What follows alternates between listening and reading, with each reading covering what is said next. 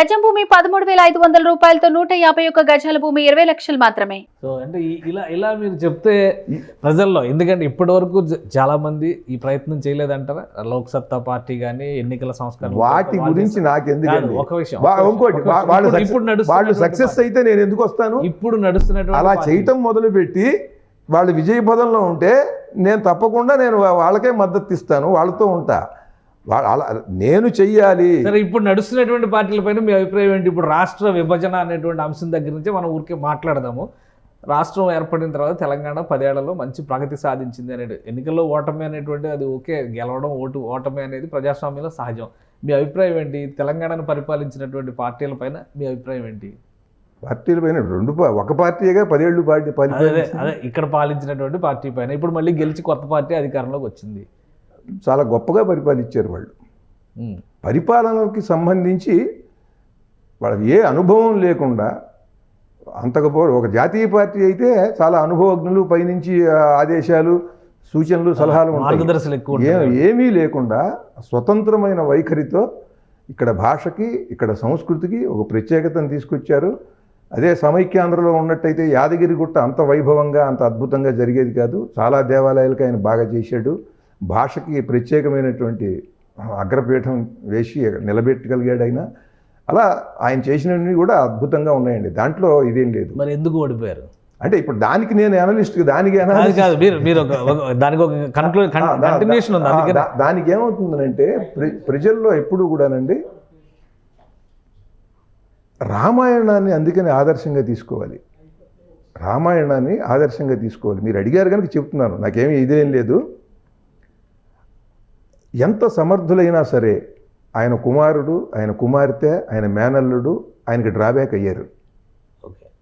వాళ్ళు సమర్థులే, వాళ్ళ సమర్థతని నేను శంకించట్లా.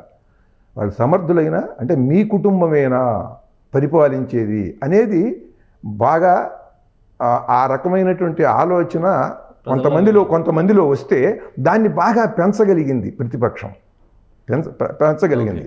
అందుకని ఎప్పుడూ కూడా నాయకుడు అందుకనే తన పట్ల ఎవరు అసూయపడకుండా, తనకి ఎవరు అణువంత కూడా తన మీద అపనింద వేయకుండా చూసుకోవాల్సినటువంటి అవసరం ఉన్నది. ఆయన చాలా మేధావి, చేయగలిగింది చేశాడు. ఆయన రకరకాల అన్ని రాజకీయ నాయకుడికి ఉండవలసినటువంటి అన్ని అద్భుత లక్షణాలు ఉన్నాయి.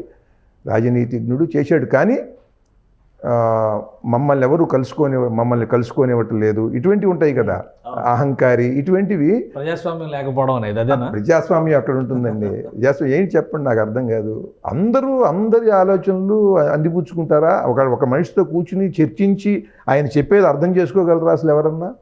ఆయన చెప్పేది అర్థం చేసుకోవటం, ఆయనకి తిరిగి ఒక సూచన చేయటం, ఇటువంటి ఎవరికి ఉంటుంది? అట్లాంటి వాడిని ఎవడు వదులుకోడు. వాళ్ళని పిలుస్తాడు, వాళ్ళతో తప్పకుండా ఆ సమాలోచనలు చేస్తారు, ఎవరు చేయకుండా ఉండరు. అది ఏదో అలా జరిగింది. అది మీకు ఇంకో మాట చెప్తాను, దీనికి కారణాలు అన్నారు కనుక ఎన్టీ రామారావు గారి దగ్గర నుంచి రావాలి.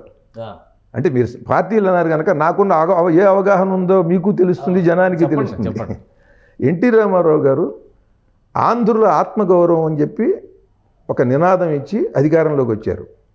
ఏమిటి ఆయన రావడానికి కారణం ఏంటి చెప్పండి? కాంగ్రెస్ వాళ్ళు బాగా చేయట్లేదనే కాదు, ఆంధ్రుల ఆత్మగౌరవం. మీరెక్కడో ఉండి ఢిల్లీలో పరిపాలించడం ఏంటి, మా పరిపాలన మేము చేసుకుంటామని వచ్చాడు ఆయన.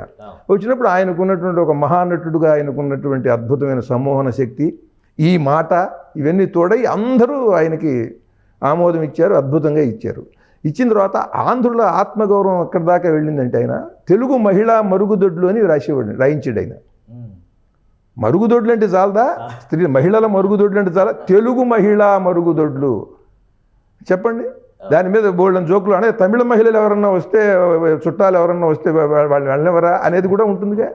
అంటే తెలుగుకి అంత ప్రాధాన్యం ఇచ్చి ఆత్మగౌరవం అని చాటినటువంటి నాయకుడు ఆయన. తర్వాత చంద్రబాబు నాయుడు గారు వచ్చారు. వచ్చిన తర్వాత ఏమైంది? ఆత్మగౌరవ నినాదం పక్కకి వెళ్ళిపోయి అభివృద్ధి, హైటెక్, జన్మభూమి, పచ్చదనం, పరిశుభ్రత, పనికి ఆహార పథకం, శ్రమదానం, ఇట్లా మానవాహారం, ఇట్లా 100 పథకాలు పెట్టేసి బిల్ గేట్స్ని తీసుకొచ్చి, బిల్ క్లింటన్ని తీసుకొచ్చి హైటెక్ సిటీ కట్టి ఆయన ఎప్పటికప్పుడు ఒక మెస్మరైజ్ చేసేవాడండి ఎప్పటికప్పుడు. ఆ రోజున ఉన్నటువంటి ప్రతిపక్షాల వాళ్ళు కూడా అసలు ఈ చంద్రబాబు నాయుడు గారిని ఎట్లా తట్టుకుంటాం, ఎట్లా అసలు మళ్ళీ అధికారంలోకి వస్తాం అన్నట్టుగా చేశాడు ఆయన. చేయటం వరకు అంత బాగా చేశాడు. అది ఏమైంది అంటే ఆత్మగౌరవ నినాదం అనేటువంటిది పక్కకి వెళ్ళిపోయింది. పక్కకి వెళ్ళిపోయినప్పుడు ఆత్మగౌరవ నినాదం తెలంగాణ వాళ్ళు పట్టుకున్నారు.